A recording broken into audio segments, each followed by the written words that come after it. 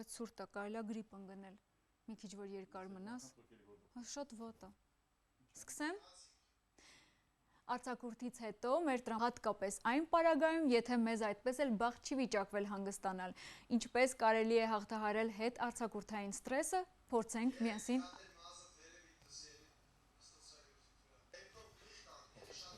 Ուղիղ, որով ուղղակի տափակադրոշ չի գալիս։ Լավ, փորձենք։ Գնացինք։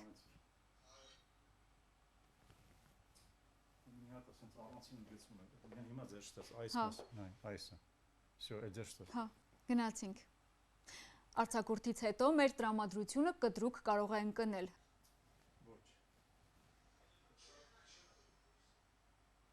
Սկսեմ սկզբից։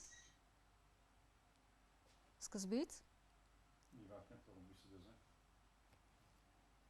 Հետ արձակուրդային։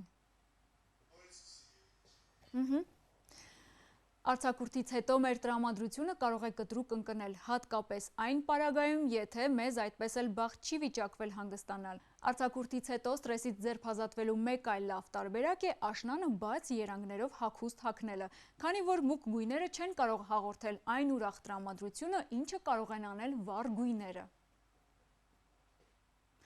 Հաճախ մենք աշխատանքային գործերին մեծ լարվածություն ենք հվերագրում։ Կարող ենք նորից այս վերջին պարբերությունը։ Մնացեք սիրով։ Hello, Mr. Leonidas. Which are the worst difficulties while working with others, for example, companies? The most important difficulties you meet is when people are not used in teamwork. Because in any institution, in the embassy or in the companies or in life, only teamwork can make very good results. We have two questions, very simple questions. Can you tell me how do you start your everyday life as an economist? Not personal life, I mean just as a specialist. First of all, I think for everybody it's very important always to have information about the local but also the world economy. So, starting my day, I always read the news.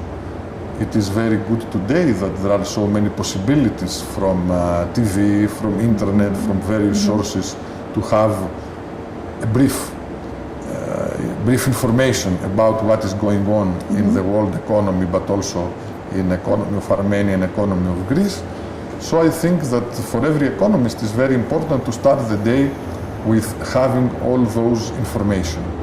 And then it is up, of course, to everybody to make analysis of this information, choose what is important, and then have also some conclusions. And this is, I think, the word for every economist to produce some results.